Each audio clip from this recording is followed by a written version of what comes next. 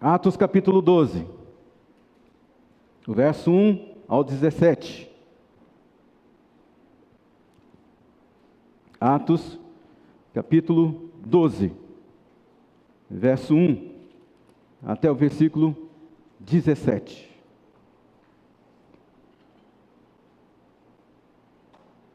Atos capítulo 12, vamos lá.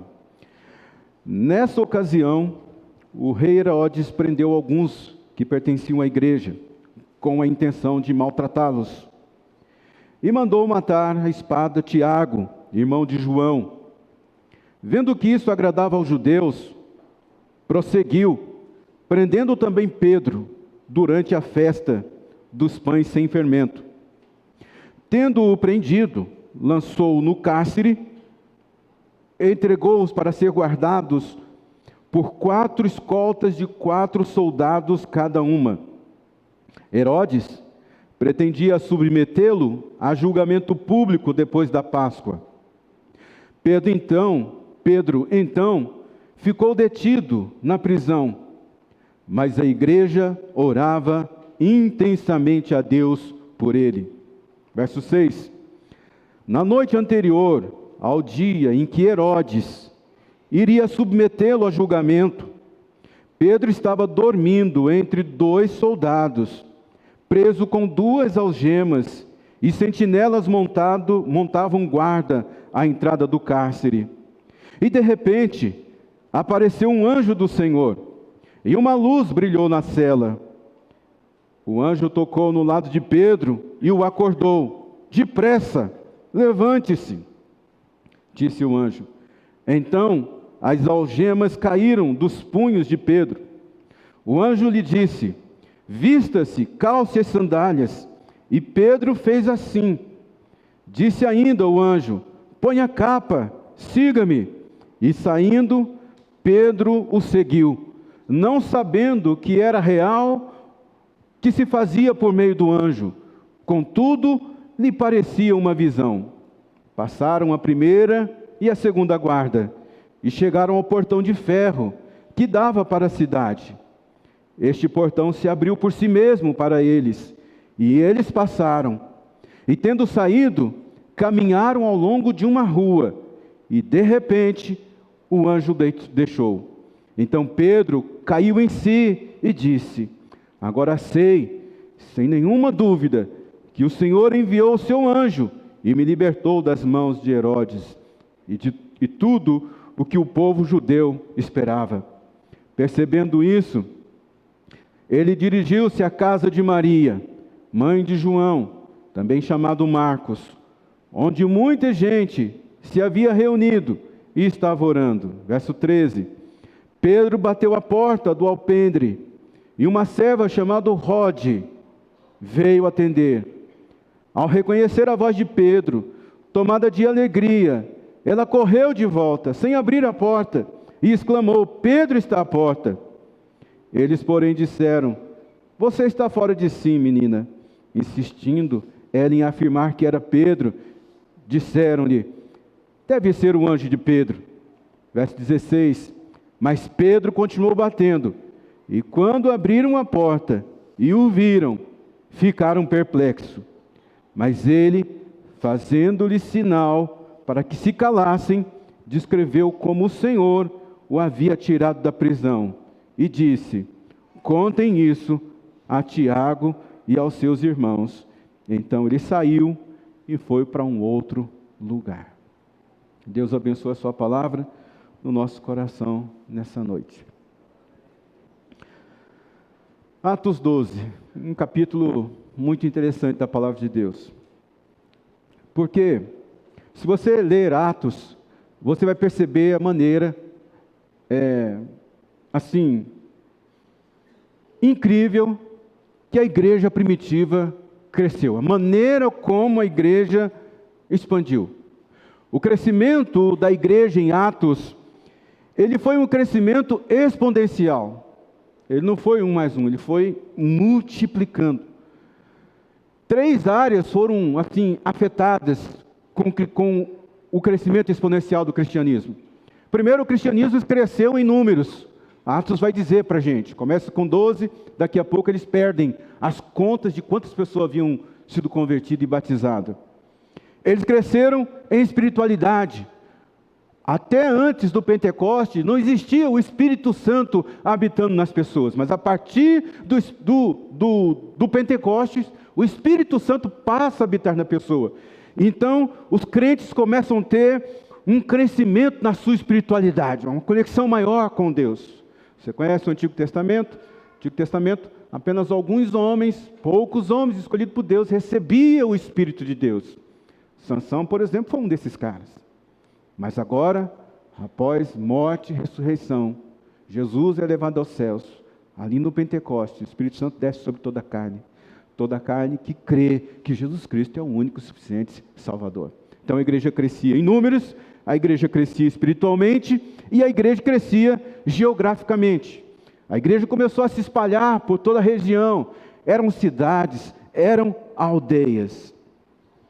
Existe uma lei na vida, essa lei se chama a lei do mais. Talvez você nunca tenha ouvido falar sobre essa lei do mais, mas ela é uma lei da existência, de toda a existência, debaixo do céu. A lei do mais significa mais ou menos assim: eu quero ter mais um filho. Se você quer ter mais um filho, você precisa saber que mais é mais.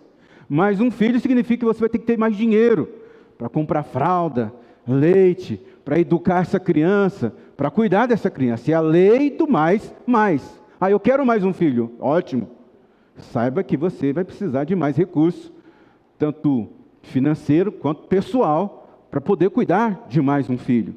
Eu quero uma casa maior. Ótimo. A lei do mais está operando. Você sabe que você deve pagar mais impostos por conta disso. O custo dessa casa, ela vai ser maior.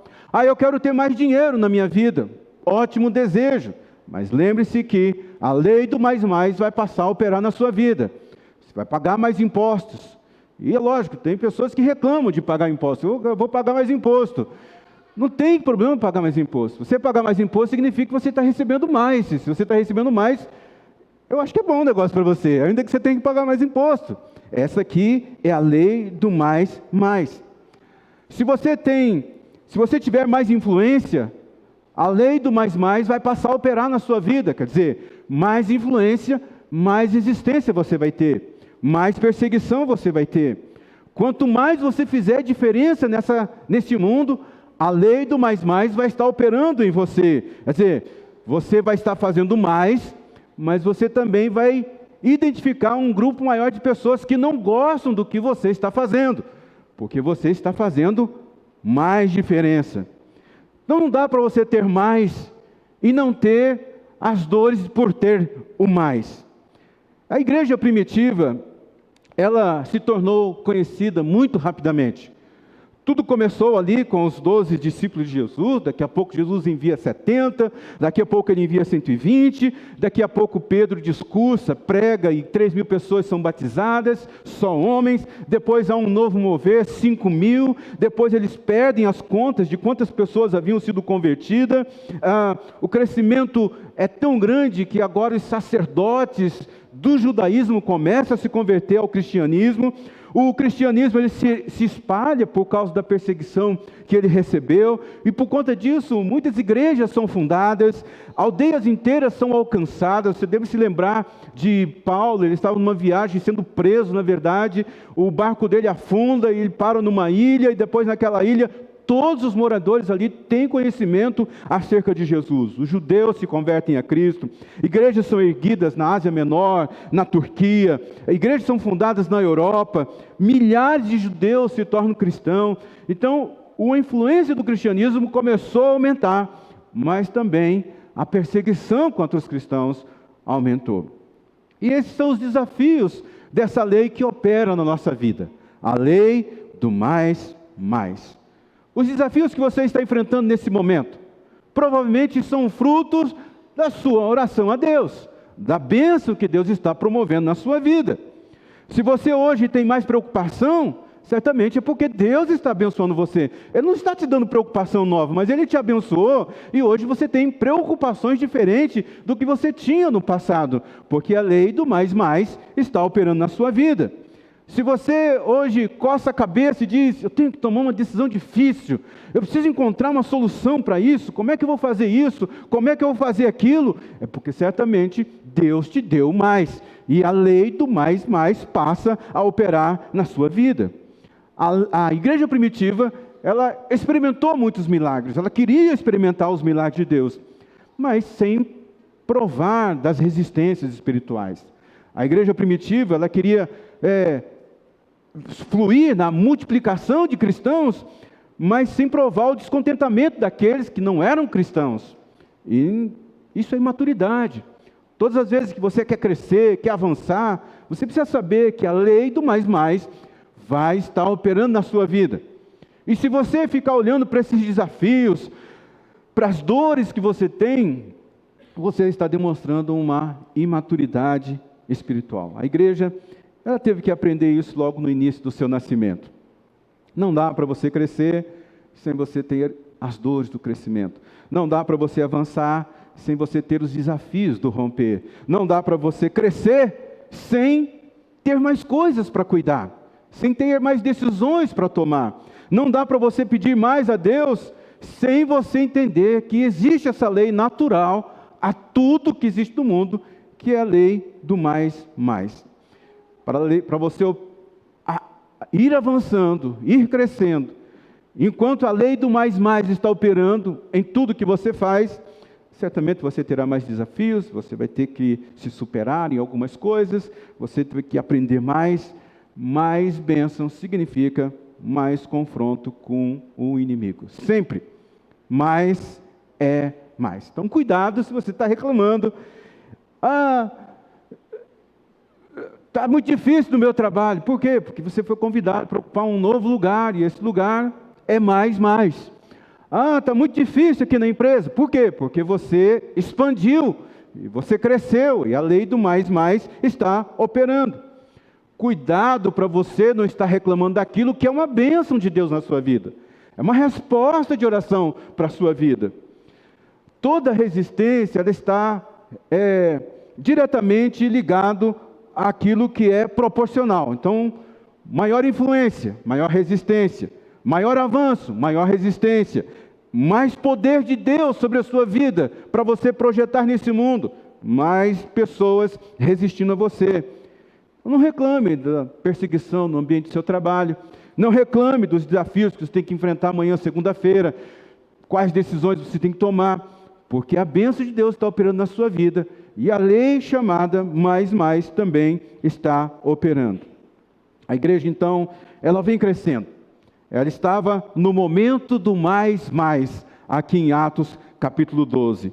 E a igreja, então, começou a viver alguns dramas. E os dramas da igreja primitiva, sem dúvida nenhuma, elas são muito parecidos com os dramas que nós vivemos hoje, porque nós somos a igreja.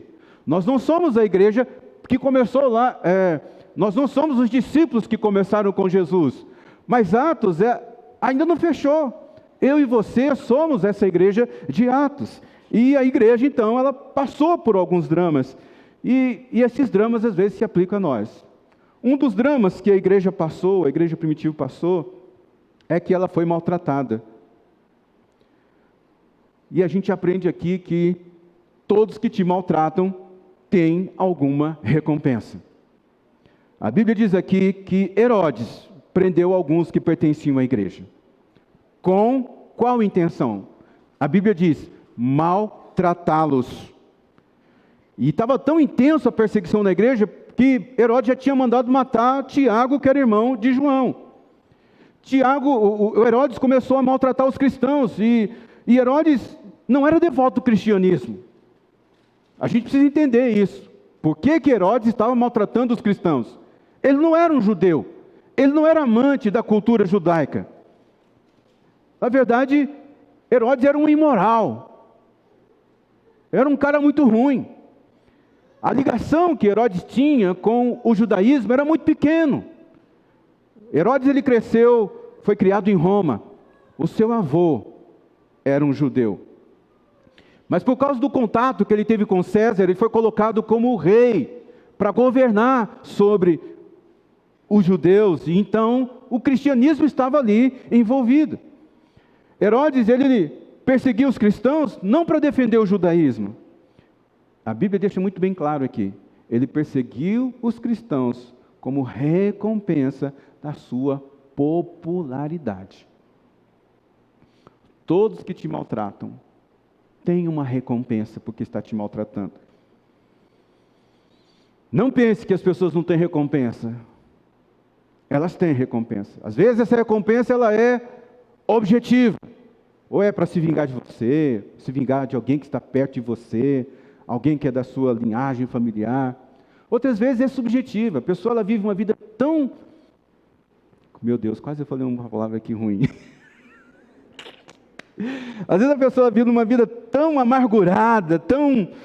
que ela elegeu você inconscientemente para poder maltratar você. Sempre existe uma recompensa emocional nas pessoas e alguém que te maltrata.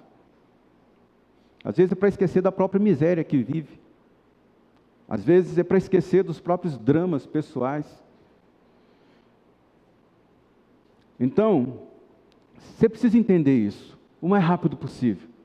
Se você está sendo maltratado por alguém, não sai por aí se automutilando. Provavelmente essa pessoa tem uma recompensa pessoal porque está fazendo isso contra você. E não tem nada a ver com você.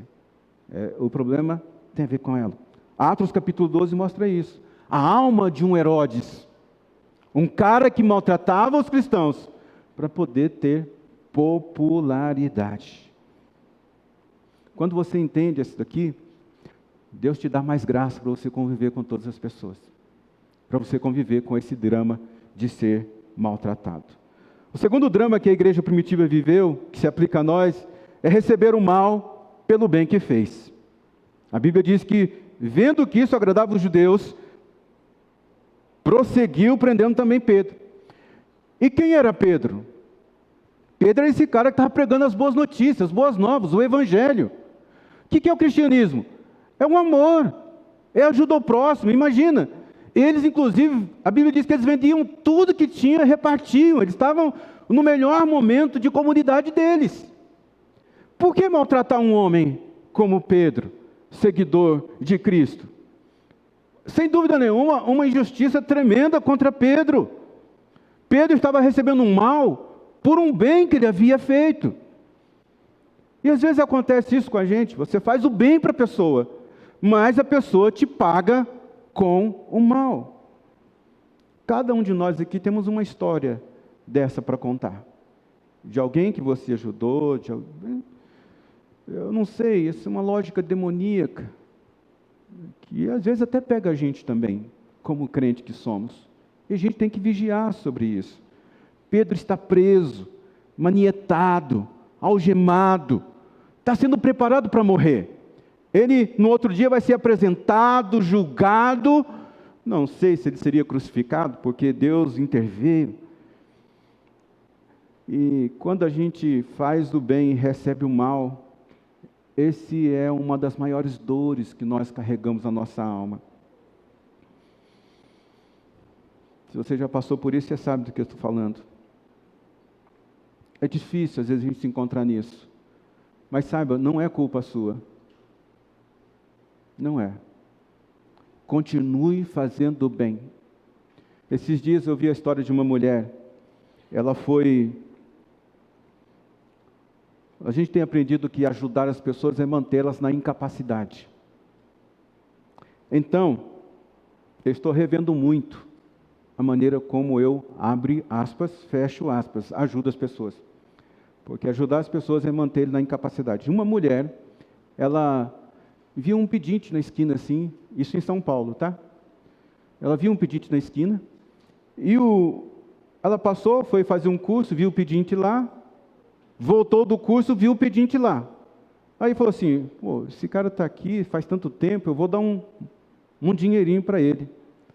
Quando a mulher se aproximou do cara para dar umas moedinhas para ele, o cara avançou no volante do carro e queria de qualquer forma tirar as coisas dela, entrar no carro dela. E ela disse que rapidamente acelerou, foi embora, o cara ficou grudado por um tempo, mas depois largou. E ela então estava falando com um grupo de estudos que eu tenho, falou assim, meu Deus, olha, realmente a gente não pode ajudar mais ninguém. E a gente tem que tomar cuidado, porque às vezes a gente vai ajudando, a gente vai recebendo mal, o nosso coração vai se fechando. O coração não é para fechar. Você só tem que entender que às vezes você vai fazer o bem, mas você vai receber o mal. É isso que a igreja primitiva estava enfrentando. O terceiro drama que a igreja primitiva viveu, que às vezes se aplica a gente, é quando alguém faz um mau juízo ao seu respeito. A Bíblia disse assim, que prenderam Pedro, lançou ele no cárcere, colocou quatro escoltas de 4 soldados. A gente tem policial aqui na nossa igreja. Você imagina isso?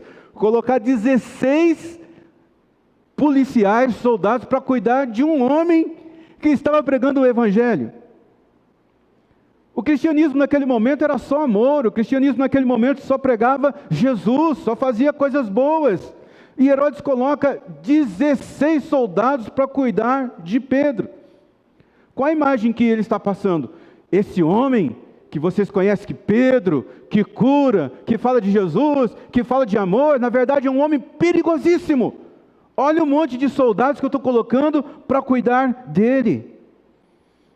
Esse Pedro é pior do que você imagina. Nós precisamos tomar cuidado com esses cristãos, porque, olha aqui, olha, eles vão subjugar o meu reino. Mas os cristãos só queriam pregar o amor. Pedro só queria ir por todo mundo e fazer discípulo de todas as nações. Era só isso que Pedro queria. A igreja teve que passar por isso. Às vezes você é avaliado de forma negativa. Aí você tem que perguntar, Herodes, de onde você me conhece? Herodes, você convive comigo? Ô Herodes, de onde você tirou esse pensamento sobre mim? Herodes, como é que você pode imaginar essas coisas no seu coração? Eu teria a possibilidade de fazer uma coisa tão ruim assim? A igreja primitiva está passando por isso. Às vezes nós passamos por isso. O quarto drama que a igreja primitiva viveu, e que às vezes se aplica a nós, é passar pela dor da reincidência. O texto deixa claro aqui que Jesus já havia morrido já. Herodes já tinha mandado matar Jesus. Os discípulos estavam ali ainda vivenciando aquela dor da perda de Jesus. Foi tudo muito difícil. Uma pessoa ser crucificado era o tipo de morte mais feia que existia. Era penalidade para gente ruim demais. Jesus teve que carregar a cruz nu. Alguns escritos dizem que ele, na verdade, carregou, assim, a Bíblia não fala que ele estava nu, né? Mas alguns escritos dizem que Jesus, na verdade, carregou a sua cruz nu, porque um homem judeu nu era um negócio muito vergonhoso. Herodes já tinha mandado matar a espada, o irmão de João, Tiago. Às vezes a gente passa por reincidência na nossa vida. Você está vivendo bem, vence uma crise financeira, daqui a pouco vem outra crise e você começa a lembrar, meu Deus, eu vou ter que passar por tudo que eu já passei de novo. A dor da reincidência. Você casou, por algum motivo o casamento não deu certo, você se separou, mas aí Deus providenciou alguém, vocês formaram uma família e vocês estão vivendo ali, e daqui a pouco você começa a viver as mesmas coisas que você viveu no casamento anterior, e você começa a pensar, meu Deus, de novo. A dor da reincidência, ela assusta a gente. Ela deprime a gente. Ela é uma dor muito intensa, porque você fala assim, agora que parece que eu ia viver meu conto de fadas, meu feliz para sempre, agora que eu achei que eu ia assim, viver muito bem financeiramente, vem de novo a repetição, a reincidência. Você só tem que compreender uma coisa diante das reincidências. A resistência grande é sinal da sua importância. O inimigo não resiste. Ele não vai resistir a pessoas pequenas. Ele vai resistir a pessoas que têm um propósito, que têm um desígnio. Pessoas que são grandes diante do reino e de Deus. O diabo não se levanta contra qualquer pessoa. O diabo só se levanta contra quem tem um futuro glorioso e poderoso. Esses são resistidos. Outro drama que a igreja primitiva está vivendo é submeter a um julgamento público. Herodes pretendia submetê-lo ao julgamento público depois da Páscoa. O que é isso? Pegar Pedro e envergonhar ele publicamente. Herodes já tinha feito isso com Jesus, lembra? O carregar a cruz, pela via cruz ali, nu ou seminu, seja lá que for.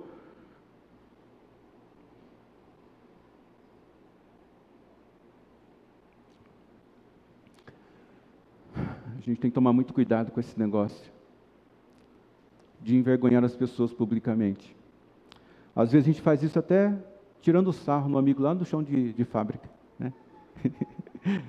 Chama pelo apelido, chama pelos defeitos. A gente tem essa mania feia de fazer isso.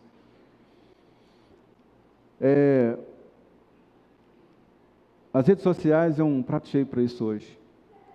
Mas, irmãos, a Bíblia diz aqui em Gálatas capítulo 6, versículo 1. Se alguém for surpreendido em algum pecado, você que é uma pessoa de Deus, você que é uma pessoa espiritual, vocês deverão restaurá-lo com mansidão. Como é que tem que restaurar?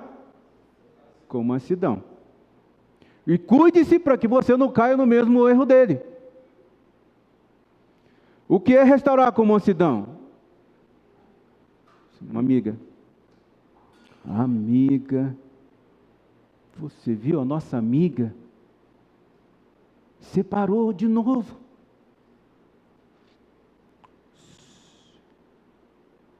Esse é o problema da amiga. Você não tem que ficar fazendo divulgação da dor da amiga, do problema da amiga. Nós precisamos cobrir, não estou falando que é fazer vista grossa aos erros, mas nós precisamos cobrir a dificuldade das pessoas, não divulgar a dificuldade das pessoas, não divulgar o pecado das pessoas. Você se lembra? O pai encheu a cara de vinho, ficou para lá de Bagdá, ficou tão doido que tirou a roupa toda. E naquela época, um filho ver o pai nu era um negócio feio. Então, entrou um menino na tenda e viu o pai nu, saiu da tenda e foi contar para todo mundo. O outro irmão chega e ao invés de ficar falando para os outros, cobre a nudez do pai. Nós precisamos aprender a fazer isso, cobrir a nudez das pessoas. A Bíblia diz que no outro dia, quando o pai ficou são, ele condenou um daqueles filhos, ele amaldiçoou um daqueles filhos. E a turma, descendente daqueles filhos, sofre até os dias de hoje. Não seja você que vai falar mal da vida das pessoas. Cubra o erro das pessoas. E cuidado para você não cair no mesmo erro, porque é fácil a gente cometer erro. Muito, muito fácil. Então a igreja primitiva ela estava sofrendo, estava passando por um tempo muito difícil, estava operando em resistência, estava passando por dramas. Jesus foi morto, Tiago foi morto, agora Pedro está a caminho da morte. E quando a gente está enfrentando momentos de drama na nossa vida, tem alguns caminhos que a gente escolhe. Ou você vai se resignar, se aceitar aquilo como normal. Isso aqui é igual bicho de pé, bicho de porco. Não sei se foi um bicho de... Esqueci o nome que dá para isso, mas é um bicho que você pega no pé, às vezes é no pé.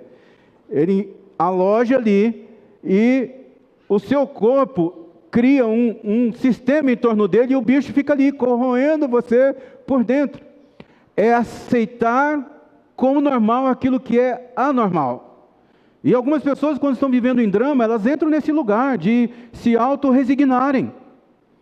Criam uma casca em torno da ferida, criam um sistema em torno da ferida para dizer, é normal. Você não pode aceitar por normal aquilo que é anormal. Algumas pessoas se deprimem, vivem numa tristeza muito intensa, ficam abatidos, vivem com um estado de amargura na alma constante. Outras pessoas, elas se isolam, preferem se esconder, não quer mais dividir a vida com ninguém, pensa que é melhor estar longe das pessoas do que estar perto de alguém e passar pelo sofrimento de novo. Alguns começam a se autoflagelar, dizer assim, eu mereço o que estou passando, eu devo ter feito alguma coisa de pecado muito grande, eu não consegui me examinar e Deus então está me punindo, Deus está me castigando, eu mereço o que eu estou passando. Isso é uma automutilação nos seus pensamentos. Pais passam muito por isso. Eles começam a se automutilar, eu errei, onde foi que eu errei? A gente quer dar lógica àquilo que é ilógico. Eu mereço, eu devo ter feito alguma coisa ruim. Mas o que é brilhante na igreja? Porque a igreja só chegou até aqui porque ela reagiu aos dramas que ela estava vivendo. E nós também precisamos reagir aos dramas da nossa vida. Como é que a igreja reagiu aos dramas que ela estava vivendo? Primeira coisa, orou intensamente. A Bíblia diz aqui que, versículo 5, mas a igreja orava intensamente. Não importa a repetição dos problemas, não importa a dor que você está passando, não importa a vergonha que você passou, não importa as crises, não importa situação nenhuma, vai orar. Ora intensamente. Creia na oração. Eu estou assim, de boca aberta, com o movimento aqui na nossa igreja. Nós temos um movimento de oração. Os jovens no PIR começou um movimento de oração com um jejum. A sala de oração começou a campanha agora com jejum e oração. Temos gente orando aqui o tempo todo. Gente, nós precisamos orar. Marido, você precisa orar pela sua casa, pela sua esposa. Pensa num negócio que trava nosso coração. É você pegar na mão da esposa. Eu estou dizendo isso porque eu já vivi isso. Pega na mão da esposa e ora. Você fica... Não tem problema, amigo. Só de você pegar na mão da esposa e falar assim, nós vamos orar. A esposa está esperando, nós vamos orar. Já é um bom começo. E daqui a pouco você vai estar fluindo em oração por você, por sua casa. Ore, ore. Daniel, 21 dias. Jesus, 40 dias. E você, quantos dias? Não entre pelo caminho da depressão, não entre pelo caminho da autoflagelação, não entre pelo caminho da amargura, da reclusão, do isolamento. Ore, ore, ore, ore intensamente. Não fique falando assim, fulano falou mal de mim, tá aquilo. Não fique paralisado. Ore. Deus continua sendo poderoso. Deus continua sendo misericordioso. Todas as coisas estão debaixo do controle de Deus. Deus é perdoador, Deus é misericordioso. Deus tem poder nas mãos dele para mudar a nossa situação. É hora de você orar, é hora de nós orarmos intensamente. Segundo, descansar a alma no desconforto. Pedro estava dormindo entre dois soldados. O que Pedro estava fazendo? Dormindo. De que jeito? Algemado entre dois soldados. A gente tem que aprender para esse lugar, irmãos, de descansar a nossa alma. Na prisão, entre dois soldados, preso com algemas, com sentinela, lá no calabouço. Onde será que Pedro aprendeu isso? Com o mestre dele, Jesus, que dormiu na tempestade. Tempestade de mar é uma das coisas mais horríveis, Maria. Não sei se você já teve a oportunidade de ir lá pelos mares do Caribe, lá. Quando dá um relâmpago no mar, aquilo que você arrepia tudo. Dá um trovão, você pensa que o mundo está acabando. As ondas altas. E onde é que estava Jesus? Dormindo, dormindo, dormindo. É no meio desse turbilhão de coisas que você tem que dobrar o seu joelho. Vai entrar no descanso.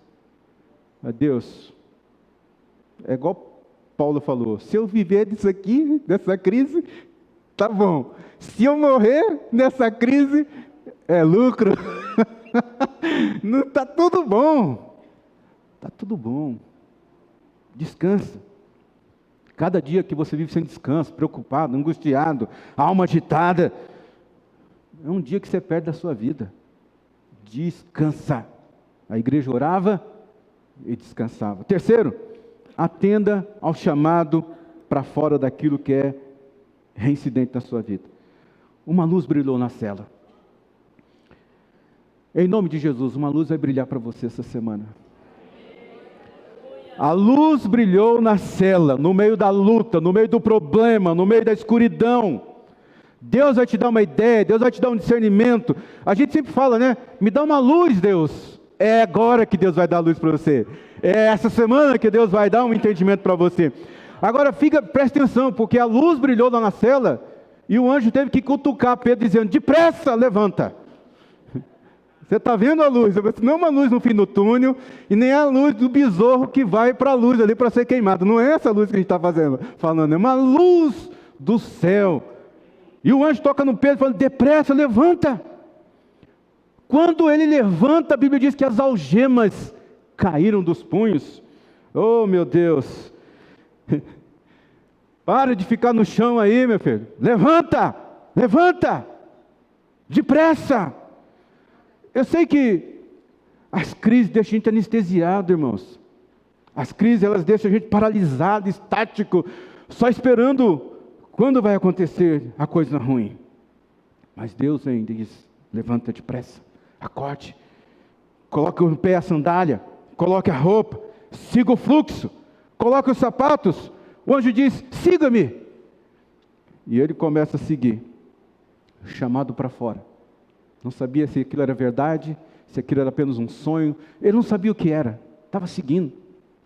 E é incrível que ele passa pelos primeiros guardas. Meu amigo ali que cuida desse negócio de penitenciário, passou pelos primeiros guardas, ninguém viu. Passou pelo segundo, ninguém viu. Daqui a pouco ele estava na porta, lá dando para a rua. O portão abriu para ele. É só seguir o fluxo de Deus, amigo. Como? Não sei, eu não sei. Eu não consigo explicar como é que Deus vai tirar você dessa enrascada, na verdade não é uma enrascada, é uma crise, um dilema, uma situação difícil, não sei como vai. Mas seja veloz, identificou algo que é de Deus, seja veloz, levante-se, depressa, seja rápido. Não dá mais para você ficar preso nessa atitude mental. Não dá mais para você ficar nessa amargura existencial. Não dá mais para você ficar nessa ansiedade de que só de pensar no tema o coração já acelera e você fica sem fôlego. Não dá. Siga o fluxo do anjo. Quarto, saber que Deus te chamou para prevalecer mesmo sobre os dias de dúvidas. O Pedro não sabia o que estava acontecendo. Pedro acordou no meio do sono. Sabe quando o pessoal diz assim: ó, eu acordei, mas a alma não chegou aqui ainda? Era mais ou menos isso. Ele levanta e, assim, é difícil a gente ouvir aqueles testemunhos que dizem assim: ó, eu passei por uma dificuldade no meu casamento, mas eu sabia, com certeza, que Deus ia me ajudar. Você passou por uma enfermidade e você vem contar um testemunho dizendo assim: eu tinha plena convicção. Mentiroso. Você é mentiroso. Que todos nós temos dúvida. Não é um problema para a nossa fé a dúvida. A dúvida é um tropeço da fé. Não é problema a gente duvidar. Pedro duvidou se podia andar sobre as águas. Tomé duvidou se Jesus havia ressuscitado. Aqui, Pedro diz assim, depois que ele é liberto ali, ele diz assim: agora eu sei que o Senhor é Deus. Segunda vez que ele falou isso, porque a primeira vez foi naquela pesca, quando ele emprestou o barco para Jesus pregar, e depois Jesus mandou ele lançar a rede de novo, e ele foi lá e lançou. Quando ele puxou a rede cheia de peixe, ele falou assim: agora eu sei que o Senhor é o Deus, o Messias enviado de Deus. Olha só, todos nós temos dúvida, não tem problema ter dúvida, não tem problema ter dúvida. Mas caminhe mesmo com dúvida, caminhe mesmo com medo, caminhe mesmo tendo incerteza, mesmo não estando seguro. Eu preciso ter segurança de tudo que eu estou fazendo. Não dá, criatura. Não dá para ter segurança. A única segurança você pode ter nesse mundo, mas que você duvida, é que quando você morrer, você vai estar com Jesus. Que você pode ter certeza. Não vai deixar. Mas tem gente que já aceitou Jesus, foi batizado e não acredita que vai para o céu. Tem medo. Vou pular aqui rapidinho. Quinto, a resposta vai bater a sua porta quando você estiver orando. A Bíblia diz que Pedro bateu a porta do alpendre. Onde que a igreja estava no meio da crise? Orando. Pedro sai da prisão, onde é que ele procura? Gente que está orando. Procure gente que está orando. Procure gente que ora. E quando ele encontra aquele pessoal, ele bate a porta. Vê uma menina atender. Ela reconheceu a voz de Pedro, então já tinha estado com Pedro, e ela volta tão entusiasmada que ela esqueceu de abrir a porta para Pedro entrar. E ela vai lá para o grupo que está em oração e diz assim: Pedro está na porta. E os meninos dizem assim: está todo mundo orando, olha como nós somos. A gente está orando. É do dia para a noite que a sua vida vai mudar. Deus vai fazer. E Pedro bate na sua porta. A resposta vem na sua porta. E você diz assim: menina, você está doido. Foi o que disseram aqui. Você está doido. Isso aqui não é o Pedro, não. E tem aqueles que espiritualizam tudo. Que diz assim: é o anjo do Pedro. É o anjo do Pedro. Espiritualizar as coisas, né? Ah, Pedro, ainda essa noite, a resposta de Deus vai bater na sua porta. A resposta das suas orações vai bater na sua porta. As pessoas ficam tão animadas, como essa menina ficou, que esquece de abrir a porta. Apocalipse diz: eis que estou à porta, bate. Se alguém abrir a porta, eu vou entrar e vou cear com eles. Então, não fique entusiasmado demais e não abra a porta. Siga o fluxo. Sexto, veja a materialização do seu milagre. Então, Pedro bateu a porta, a menina atendeu, porque toda entusiasmada, não abriu a porta. Mas Pedro, ele continuou batendo a porta. E a Bíblia diz que quando eles abriram a porta, como é que eles ficaram? Perplexos. Estava mais difícil entrar na casa dos crentes que estavam orando do que sair da prisão. Com 16 guardas cuidando, vencer 2 escoltas e sair lá fora, sem algema, o portão mesmo abrindo sozinho. Veja que coisa.